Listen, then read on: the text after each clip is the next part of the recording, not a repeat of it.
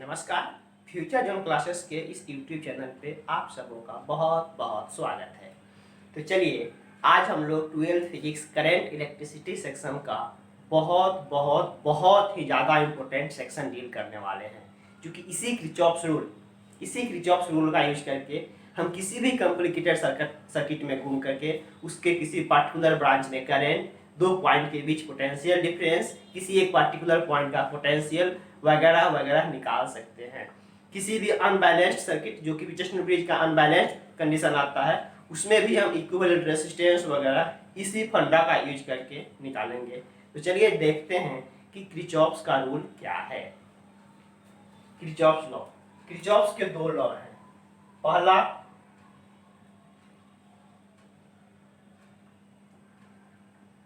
क्रिचॉप्स current law, जिसको हम लोग बोलते हैं KCL, शॉर्ट में आपको मिलेगा KCL, क्रिचॉप्स करंट लॉ, और इसी को बोलते हैं जंक्शन लॉ। Junction law. दूसरा है क्रिचॉप्स का वोल्टेज लॉ,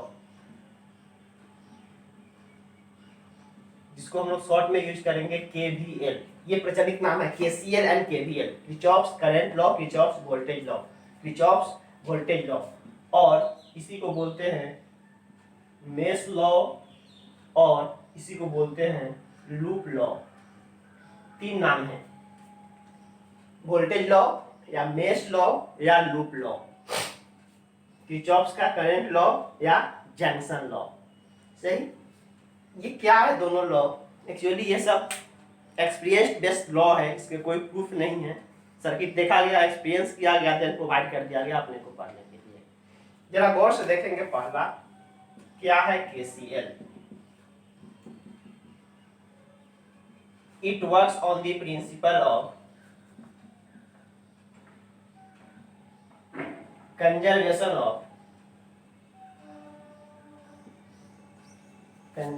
of चार्ज। यहां से एक ऑब्जेक्टिव क्वेश्चन बन गया कि किरचॉफ्स का करंट लॉ किस कंजर्वेशन पे काम करता है, किस प्रिंसिपल पे काम करता है? कंजर्वेशन ऑफ चार्ज के प्रिंसिपल पे। It states that at any junction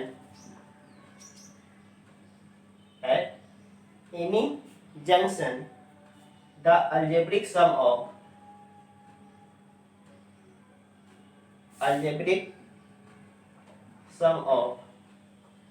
all the current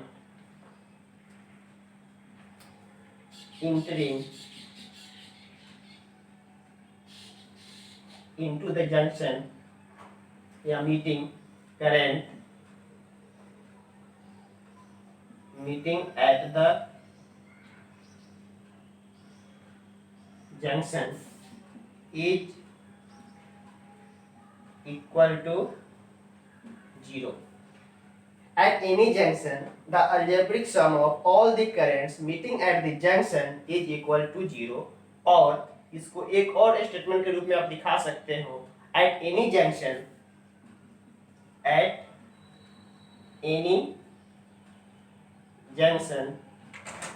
the total current in is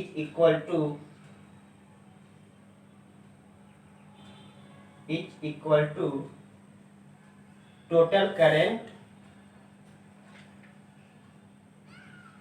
out, means I in equals I out।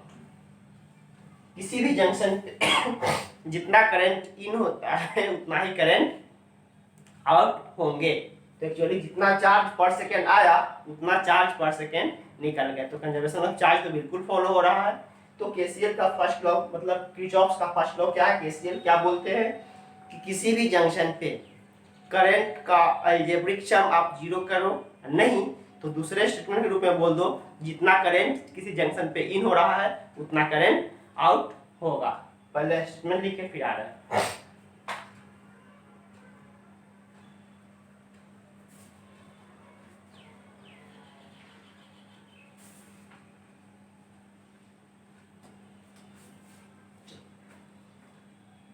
इसी में कुछ पॉइंट लिखो। इनपुट करंट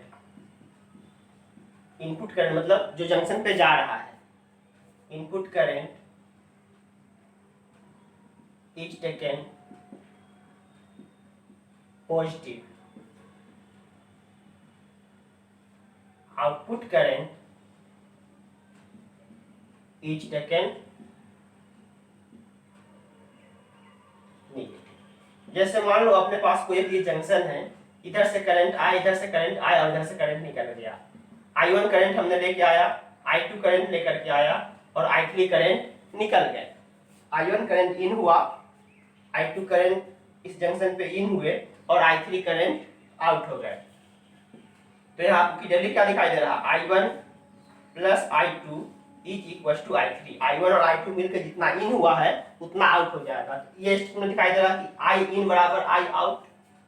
आप इसको ऐसे भी लिख सकते हो कि I1 प्लस I2 जो कि इनपुट करंट है, इनपुट करंट को आप पॉजिटिव लेते हो और प्लस तीसरा करंट आउटपुट है, आउटपुट करंट है, आउटपुट करंट को नेगेटिव लेते हो। तो समेशन कितना होगा, किसी भी जंक्शन पे जितने भी करंट आ रहे हैं सारे करंट का अलजेब्रिक सम, सारे करंट का अलजेब्रिक सम क्या जा रहा है, जंक्शन पे जीरो जा रहे हैं। लेकिन अगर जीरो वाला सेंस यूज कर रहे हो देन आपको यूज करना पड़ेगा input current positive, output current negative. तो बात तो वही है, इसी चीज को यहाँ भी कर दो, I1 प्लस I2 और माइनस I3 बराबर जीरो।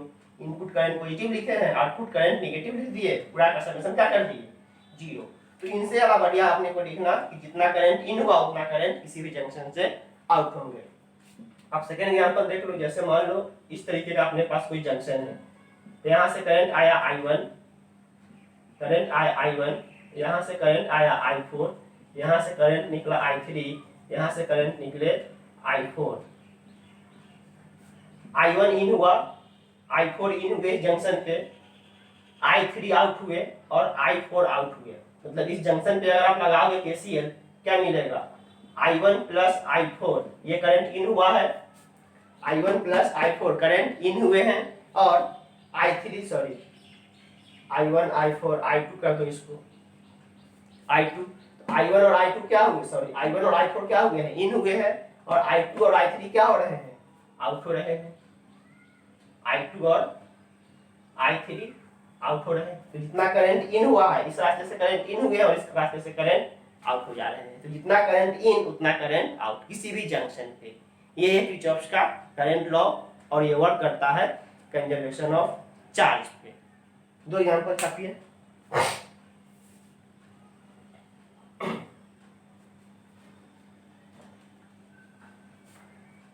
क्लियर, चलिए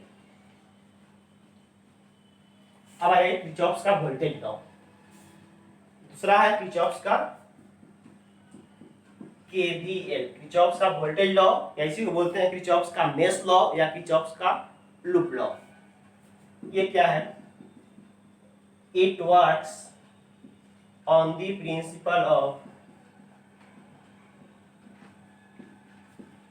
conservation of energy, conservation of energy. फिर से यहाँ ऑब्जेक्टिव क्वेश्चन बन गए। KCL वर्क करता है कंजर्वेशन ऑफ चार्ज पे, KVL वर्क करते हैं कंजर्वेशन ऑफ एनर्जी पे। जितना किसी भी सिस्टम से करंट, किसी भी जंक्शन पे जितना करंट इन होता है उतना करंट आउट हुआ, क्या दिखाया KCL। KVL क्या कहते हैं, it states that the total algebraic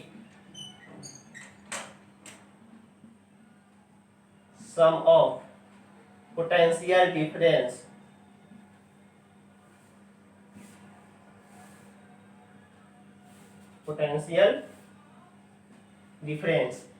the total algebraic sum of potential difference around any close loop, जिसको हम लोग बोलते हैं mesh, any close loop is always zero, is always zero. मतलब डेल्टा V का वैल्यू हमेशा जीरो होगा around a close loop, किसी भी एक क्लोज लूप में आप घूम करके पोटेंशियल का डिफरेंस अगर आप लिखते हो तो डेल्टा V का समेशन हमेशा क्या होने वाला है, 0 होने वाला है। Around any close loop the sum of total potential difference in any circuit is equal to 0। यही है KVL। It states that the total algebraic sum of potential difference around any closed loop, यहाँ close loop mention करना बहुत जरूरी है, is always 0। यही इसके statement है। ओके, इस स्टेटमेंट के करस्पॉन्डिंग अगर पोटेंशियल डिफरेंस आप पीछे भी देखे हो कि पोटेंशियल डिफरेंस का घटना मतलब decrease in potential is taken negative और increase in potential is taken positive, एक स्टेटमेंट कहीं ना कहीं आप लिखे हो। जहां भी पोटेंशियल का फॉल होता है नेगेटिव में यूज करते हो, पोटेंशियल का राइज होता है पॉजिटिव में यूज करते हो। तो इस स्टेटमेंट के बाद जैसे मान लो कोई एक दो पॉइंट बना लो, व्हेन या फिर across any resistor, across any resistor potential difference is taken negative if we move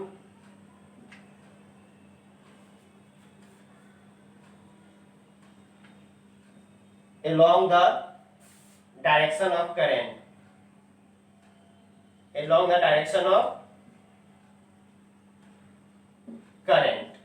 क्या लिखे, across any resistor potential difference is taken negative if we move along the direction of current। जैसे मान लो कोई एक circuit है, यहाँ R ओम का resistance है और इसमें करंट ऐसे I फ्लो हो रहे हैं, तो यहाँ पर पोटेंशियल डिफरेंस कितने का आएगा, I इंटू R का। तो यहाँ पे अगर potential difference I into R का आ रहा है तो along the direction of current, इधर से इधर की चल के अगर लिखने हैं तो ये I इंटू R कैसे लिखेंगे, निगेटिव में लिखेंगे, I इंटू R का वैल्यू निगेटिव में लिखेंगे। लेकिन अगर किसी सर्किट से I करंट ऐसे फ्लो हो रहा है, R वैल्यू का रेसिस्टर है और हम राइट से लेफ्ट की तरफ आए, राइट से लेफ्ट की तरफ आए मतलब करंट के अपोजिट, तो इसमें पोटेंशियल डिफरेंस कितने का होगा, I इंटू R का। तो इस I इंटू R का वैल्यू क्या लिखेंगे, प्लस में लिखेंगे। यही चीज लिखा जा रहा है कि across any resistor PD is taken negative if we move along the direction of current, PD is taken negative if we move along the direction of current, and it is taken positive if we move opposite to current, opposite to current। ये चीज गांठ बांध कर याद करेंगे। किसी भी circuit में अगर रेसिस्टर में अपने को पोटेंशियल डिफरेंस निकालना है तो वो पोटेंशियल डिफरेंस कितने का होगा, I इंटू आर का। वो I इंटू आर वाला वैल्यू निगेटिव में यूज करेंगे अगर करंट के डायरेक्शन में मूव करेंगे, और पॉजिटिव में यूज करेंगे अगर करंट के डायरेक्शन के अपोजिट चलेंगे। कंफ्यूज नहीं करेंगे। ये चीज यहाँ पे फॉलो हो रहा है। देखो लगातार आप करंट के डायरेक्शन में हो मतलब फॉलिंग पोटेंशियल क्या हो रहा है, फॉल हो रहा है। पोटेंशियल फॉल को निगेटिव में दिखाते हो, करंट के अपोजिट में चल रहे हो, पोटेंशियल राइज हो रहा है, पोटेंशियल राइज को पॉजिटिव में दिखाते हो। क्लियर। एक पॉइंट ये लिखिए, एक और पॉइंट अपने को लिखना है।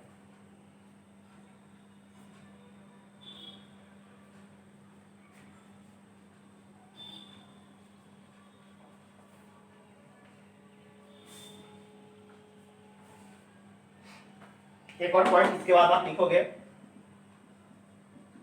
इन any cell, in any cell. अगर हम किसी सेल में चल के डिस्कस कर रहे हो तो PD is taken positive if we move from cathode to anode, from cathode to anode. Cathode वाले टर्मिनल से एनोड वाले टर्मिनल की तरफ चलेंगे तो पोटेंशियल डिफरेंस क्या लिखेंगे, positive. And PD is taken negative if we move from anode to cathode, anode to cathode. अब एक चीज ध्यान दें, यहाँ पे रेसिस्टर में पोटेंशियल डिफरेंस लिखने के लिए करंट का डायरेक्शन देखना पड़ता है। पोटेंशियल डिफरेंस कितना का होता है, I into R का। along the direction of current negative, opposite positive. लेकिन अगर मुझे बैटरी में लिखने हो तो बैटरी में हम करंट डायरेक्शन कभी नहीं देखते हैं कि करंट किधर फ्लो हो रहा है। अगर हम एनोड से कैथोड की तरफ चल रहे हैं, हाई पोटेंशियल, देखो ये क्या है एनोड और ये क्या है कैथोड, एनोड से कैथोड की तरफ चल रहे हैं, PD is taken negative if we move from anode to cathode। Anode वाले टर्मिनल से कैथोड वाले टर्मिनल की तरफ चल रहे हो तो पोटेंशियल डिफरेंस जो भी होगा इसका EMF वही ना होगा पोटेंशियल, उसको क्या लिखोगे नेगेटिव में। और अगर बैटरी में तुम चल रहे हो कैथोड से एनोड की तरफ, मतलब नेगेटिव वाले टर्मिनल से पॉजिटिव वाले टर्मिनल की तरफ, तो इस डायरेक्शन में चल करके आप जो EMF इसके लिखोगे क्या लिखोगे, प्लस में लिखोगे। तो बैटरी में पोटेंशियल डिफरेंस कितने का होगा, उसके EMF के बराबर का। तो उस EMF को आप नेगेटिव लिखोगे अगर एनोड से कैथोड में जाते हो, और पॉजिटिव लिखोगे अगर कैथोड से एनोड में जा रहे हो। तो ये साइन कन्वेंशन आपको सर्किट में चलने के लिए बहुत ज्यादा यूज करने वाला है, बहुत ज्यादा इन द सेंस कि जब तक आप साइन कन्वेंशन सही से लिखोगे नहीं, सम ऑफ पोटेंशियल डिफरेंस लिखोगे कैसे। तो KVL क्या बोला है कि sum of potential around any close loop is zero, और उसके बनिस्बत आपके पास दो स्टेटमेंट आया, एक दिस एंड एक दिस। इस दोनों स्टेटमेंट को लिखो, देन एक दो एग्जांपल दिखाते हैं KVL के।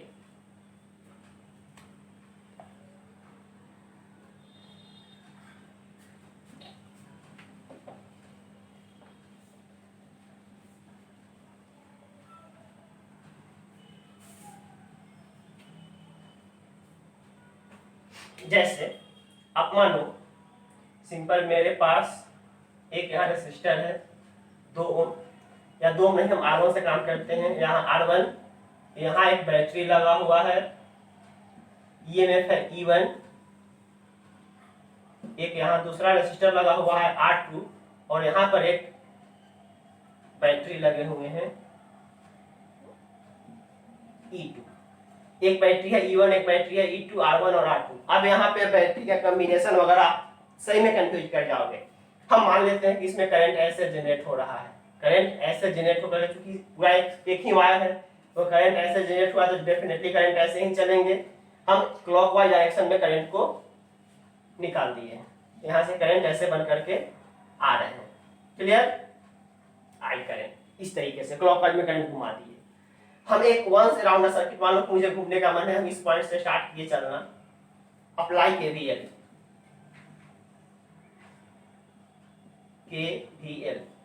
क्योंकि यहाँ तो कोई जंक्शन है नहीं कि हम KCL लगाने चलेंगे। KCL कब लगता है, जब ब्रांचिंग वाले सर्किट होते, कि एक सर्किट यहाँ होता, एक सर्किट यहाँ होते, एक सर्किट यहाँ होते, ऐसे अगर ब्रांचिंग वाले सर्किट होते तब हम लोग KCL लगाते हैं करंट को डिस्ट्रीब्यूट करने के लिए। यहाँ पे सिंपल सर्किट है, एक ही सर्किट है, यहाँ KCL का कोई मतलब है नहीं, KVL लगाते हैं। चलो स्टार्ट करो पॉइंट ए से, ए का पॉइंट मान लो कि लिख लिए VA, along the direction of current move करो। यहाँ पर एक रेसिस्टर लगा, कितने का पोटेंशियल डिफरेंस होगा, I into R1 का, निगेटिव में पॉजिटिव में, डेफिनेटली निगेटिव में, along the direction of current move कर रहे हो, माइनस। आ गए सेल में, सेल में देखो कैथोड से एनोड जा रहे हो, कैथोड से एनोड, EMF करंट का डायरेक्शन हम यहाँ देखते ही नहीं है, सिंपल देखते हैं कैथोड से एनोड, कैथोड से एनोड में वैल्यू क्या लिखते हैं, प्लस में। EMF कितने का है, E1 प्लस में। फिर आप यहाँ आ जाओ, एक पोटेंशियल डिफरेंस यहाँ मिलेगा, कितने का, I into R2 का, माइनस की plus, definitely minus, along the direction of current हो, along the direction of current हो। फिर यहाँ पर anode to cathode, high potential to low potential, anode to cathode, negative में E2, VA से VA जहाँ थे वहाँ पहुँच गए, मतलब अपने पास क्या निकल गया, minus IR1 plus E1 minus IR2 minus E2 equal to 0। देखो ए से चले थे, घूमते हुए ए तक पहुंच गए, नेट EMF कितना मिला, 0। यही है KCL। चूंकि अब यहाँ पर कोई वैल्यू नहीं है तो सॉल्व नहीं हो पाएगा, सॉल्व नहीं हो पाएगा, बट आप लिख सकते हो ऐसे ही। ये KVL में हम मूव किए हैं, मूव along the current, हम करंट के along मूव किए हैं। इसी सर्किट में आप opposite to the current move करो तो क्या सेम रिजल्ट आएगा? दूसरा एग्जांपल देखो, मतलब इसी में दूसरे तरीके, move opposite to current, opposite to current, current के अपोजिट में मूव करो। आप यहां से स्टार्ट करो, ए वाला पॉइंट भी ए, करंट ऐसे चल रहा है, हम इस वाले में ऐसे चल रहे हैं एंटी क्लॉकवाइज में, करंट के अपोजिट। यहां से अगला चल के यहां पर एक पोटेंशियल मिल रहा है, कितने का? E2 का, माइनस में कि प्लस में? इसमें क्या देखते हैं? करंट डायरेक्शन नहीं देखते हैं, क्या देखते हैं? लो टू हाई की हाई टू लो, कैथोड से एनोड चल रहा है, कैथोड टू एनोड में पॉजिटिव लिखते हैं, तो VA plus E2, VA plus E2। फिर से यहाँ देखो, यहाँ क्या लिख रहे हो? पोटेंशियल डिफरेंस कितने का आएगा? I इंटू R2 का, प्लस या माइनस में करंट ऐसे फ्लो हो रहा है, आप मूव ऐसे कर रहे हो एंटी क्लॉकवाइज में, ऐसे करंट के अपोजिट मूव कर रहे हो, प्लस में लिखोगे प्लस IR2। फिर इसके बाद यहाँ आ जाओ, एक बैटरी यहाँ मिला तुम्हें, इस बैटरी का ये कितना है? E1, माइनस लिखोगे प्लस लिखोगे, एनोड से कैथोड मूव कर रहे हो, एनोड से कैथोड मूव कर रहे हो माइनस में। फिर यहाँ आ जाओ, एक पोटेंशियल यहाँ मिलेगा I इंटू R1 का, I इंटू R1 का, आप ऐसे मूव कर रहे हैं एंटी क्लॉकवाइज में, करंट मूव करा रहे थे क्लॉकवाइज में, करंट के अपोजिट में चल रहे हो, प्लस में, is equal to 0, is equal to 0 नहीं सॉरी, यहाँ के बाद फिर से हम कहाँ चल गए? V एट A कैंसिल, क्या मिला? E2 plus IR2 minus E1 plus IR1 is equal to 0। देखो तो दोनों इक्वेशन सेम है क्या?